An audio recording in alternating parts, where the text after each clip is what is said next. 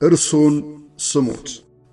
ዛሬ በዓለም ዙሪያ የሚሰማው ነገር ሁሉ ተስፋ የሚያስቆርጥና አስደንጋጭ ስለሆነ እረፍት የሚሰጠውን የእግዚአብሔርን ቃል እንድትሰሙና ከራሳችሁ የግል ሕይወት ጋርም በማዛመድ ለሕያው እግዚአብሔር የፍቅር ጥሪ ምላሽ እንድትሰጡ በትህትና ጋብዛችኋለሁ። የዛሬ ምንባባችን የሚያተኩረው በማቴዎስ ወንጌል ምዕራፍ 17 ከቁጥር 1 እስከ 5 ባለው ላይ ነው። እርሱን ስሙት። ከ6 ቀንም በኋላ ኢየሱስ ጴጥሮስንና ያዕቆብን ወንድሙንም ዮሐንስን ይዞ ወደ ረጅም ተራራ ብቻቸውን አወጣቸው። በፊታቸውም ተለወጠ፣ ፊቱም እንደ ፀሐይ በራ፣ ልብሱም እንደ ብርሃን ነጭ ሆነ። እነሆም ሙሴና ኤልያስ ከእርሱ ጋር ሲነጋገሩ ታዩአቸው። ጴጥሮስም መልሶ ኢየሱስን ጌታ ሆይ፣ በዚህ መሆን ለእኛ መልካም ነው። ብትወድስ በዚህ 3 ዳስ አንዱን ለአንተ፣ አንዱንም ለሙሴ፣ አንዱንም ለኤልያስ እንስራ አለ። እርሱም ገና ሲናገር እነሆ ብሩህ ደመና ጋረዳቸው። እነሆም ከደመናው በእርሱ ደስ የሚለኝ የምወደው ልጄ ይህ ነው፣ እርሱን ስሙት የሚል ድምፅ መጣ።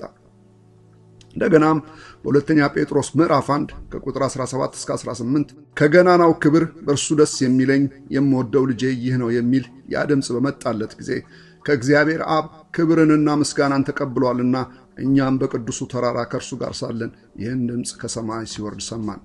ለምንድነው እርሱን መስማት የሚገባን? ዕለት ዕለት ብዙ የምንሰማቸው ነገሮች አሉ።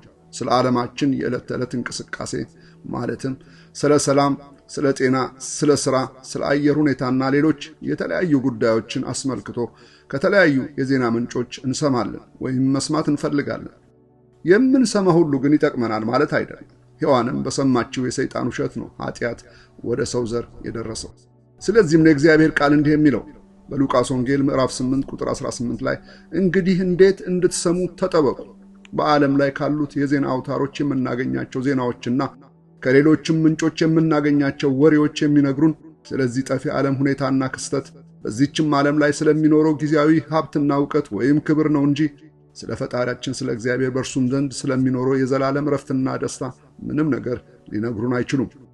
ከእግዚአብሔር ዘንድ ለሚያምኑ ሁሉ ስለሚኖረው የዘላለም ሕይወትም ሆነ በተቃራኒው ለማያምኑ ሁሉ ደግሞ ስለሚኖረው የዘላለም ፍርድና ኩነኔ በዓለም ያሉት የዜና ምንጮች የሚያውቁት ነገር ስለሌለ እኛንም ምንም ሊያሳውቁን አይችሉም። ነገር ግን የእግዚአብሔር ቃል በሮሜ ምዕራፍ 10 ቁጥር 17 ላይ እንግዲያስ እምነት ከመስማት ነው፣ መስማትም በእግዚአብሔር ቃል ነው ስለሚልና ይህም የእግዚአብሔር ቃል ደግሞ ኢየሱስን ሰምተን በእርሱ በማመን እንደምንድን ነው የሚያረጋግጥልን። ለዚሁም ነው የእግዚአብሔር ቃል እንደገና በሮሜ ምዕራፍ 10 ቁጥር 9 ላይ ኢየሱስ ጌታ እንደሆነ በአፍህ ብትመሰክር እግዚአብሔርም ከሙታን እንዳስነሳው በልብህ ብታመን ትድናለህና የሚለው። ለምንድን ነው እግዚአብሔር እርሱን ስሙት ያለው? ምክንያቱም አንደኛ ፍርድን ሁሉ ለልጁ ለኢየሱስ ስለሰጠው ነው። በዮሐንስ ወንጌል ምዕራፍ 5 ቁጥር 22 እና 23 እንዲሁም ቁጥር 27 ላይ እንዲህ ይላል፣ ሰዎች ሁሉ አብን እንደሚያከብሩት ወልድን ያከብሩት ዘንድ ፍርድን ሁሉ ለወልድ ሰጠው እንጂ አብ በአንድ ሰው እንኳ አይፈርድም። ወልድን የማያከብር የላከውን አብን አያከብርም። እንደገና ቁጥር 27 ላይ የሰውም ልጅ ስለሆነ ይፈርድ ዘንድ ስልጣን ሰጠው ተብሎ እንደተጻፈ ሁሉ ከኃጢአት ፍርድና ኩነኔ ለማምለጥና የዘላለም ሕይወት ለማግኘት የሚያስችለን ብቸኛው መንገድ እርሱን ማለት ኢየሱስን መስማት ነው።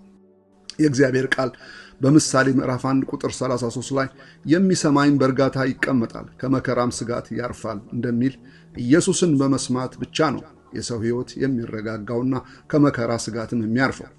የማይናወጥ የዘላለም ረፍትም የሰው ነፍስ ሊኖራት የሚችለውና በዚህ ዓለምና በሚመጣውም ዓለም ምን ይመጣውን ብላ በስጋት እንዳትኖር የሚያደርጋት ኢየሱስን ስትሰማ ብቻ ነው። ከኢየሱስ ድምፅ ውጭ ያለው ሌላ ድምፅ የሚያናውጥ እንጂ የሚያሳርፍ እንዳልሆነ የሚያውቀው ኃያሉ እግዚአብሔር ነው እርሱን ስሙት ያለው። እግዚአብሔር ቅዱሳን ሰማዕታት ወይም ቅዱሳን መላእክትን ስሟቸው ሳይሆን ያለው በእርሱ ደስ የሚለኝ የምወደው ልጄ ይህ ነው፣ እርሱን ስሙት ነው ያለው። ይህ ደግሞ አስተያየት ሳይሆን የሕያው እግዚአብሔር ትእዛዝ ነው። ሁለተኛ የዲያብሎስን ሥራ ለማፍረስ የተገለጠው ኢየሱስ ብቻ ስለሆነ ነው። በአንደኛ ዮሐንስ ምዕራፍ 3 ቁጥር 9 ላይ ስለዚህ የዲያብሎስን ሥራ እንዲያፈርስ የእግዚአብሔር ልጅ ተገለጠ ይላል። ይህንን የዲያብሎስ ሥራ ለማፍረስ የእግዚአብሔር ቃል በዮሐንስ 14 ቁጥር 6 ላይ ኢየሱስ እኔ መንገድና እውነት ሕይወትም ነኝ፣ በእኔ በቀር ወደ አብ የሚመጣ የለም እንደሚል ኢየሱስ እንዴት አድርጎ መንገድ እውነትና ሕይወት ሆኖ በመምጣት የዲያብሎስን ሥራ በማፍረስ በእርሱ የሚያምኑትን ነፃ እንዳወጣ ቀጥሎ እንመልከት። የዲያብሎስ ሥራ ምንድን ነው? የዲያብሎስ ሥራ ኃጢአት መስራት፣ ሐሰትና ነፍሰ ገዳይነት ነው። አንደኛ ዲያብሎስ የኃጢአት ጀማሪ ነው። በአንደኛ ዮሐንስ ምዕራፍ 3 ቁጥር 8 ላይ ኃጢአትን የሚያደርግ ከዲያብሎስ ነው፣ ዲያብሎስ ከመጀመሪያ ኃጢአትን ያደርጋልና ተብሎ እንደተገለጸ ዲያብሎስ የኃጢአት ጀማሪ በመሆንና የሰውንም ዘር ኃጢአት እንዲሰራ በማድረግ ሰው የእግዚአብሔርን የጽድቅ መንገድ እንዲስት ያደረገ ሲሆን ኢየሱስ ግን በቀራንዮ መስቀል ላይ ደሙን አፍስሶ የኃጢአትን ዋጋ በመክፈል የጽድቅ መንገድ ሆነልን።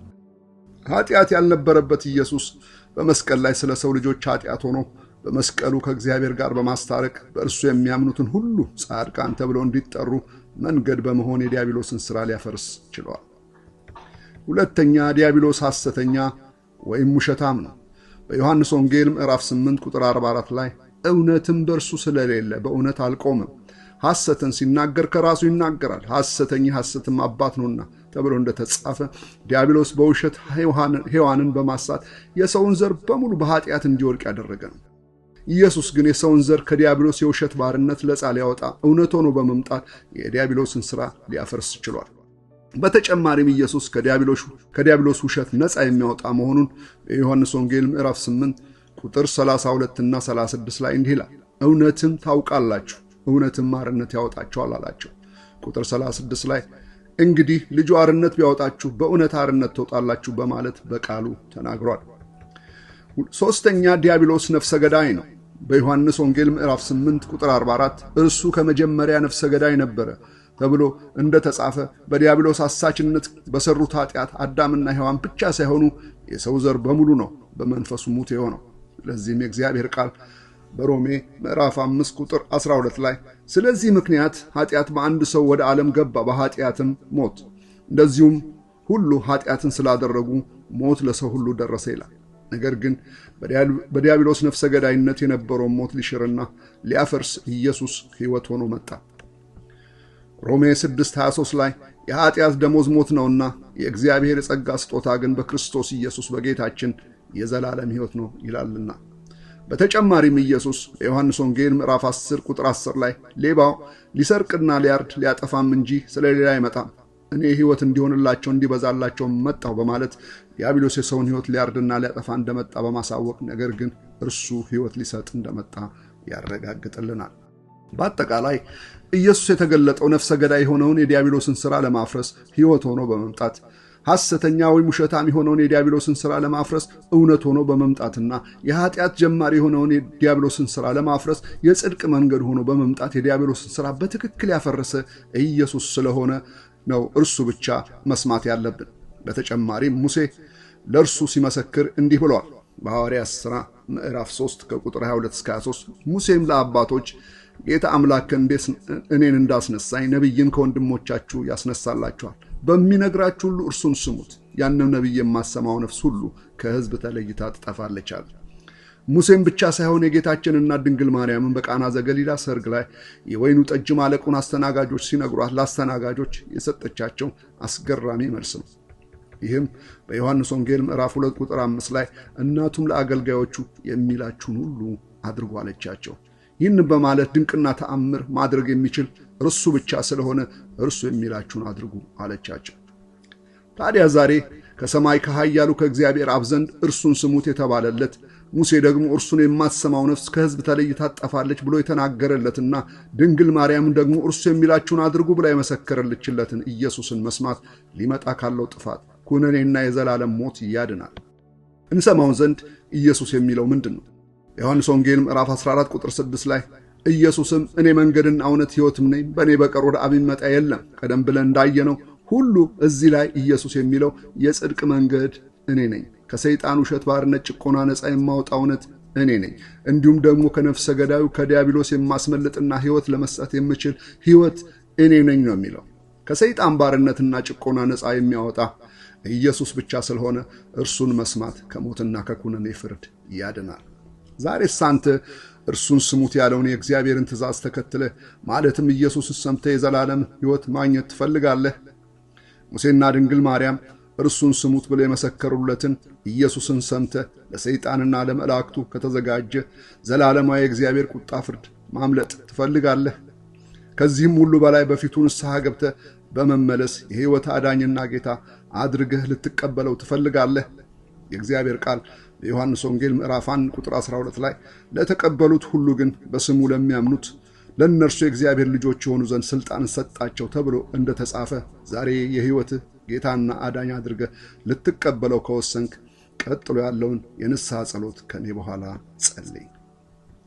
ጌታ ኢየሱስ ሆይ ኃጢአቴን ይቅር በለኝ። በቀራንዮ መስቀል ላይ ስለ እኔ ኃጢአት በፈሰሰው ደምህ አንጻኝ። ዛሬ ዓለምን ሰይጣንና ሥራውንም ሁሉ ክዳለሁ። አንተን ኢየሱስ ክርስቶስን የሕይወቴ ጌታ አድርጌ ቀበልሃለሁ። ልጅህ አድርገኝ፣ ስሜንም በሕይወት መዝገብ ላይ ጻፍልኝ። አሜን።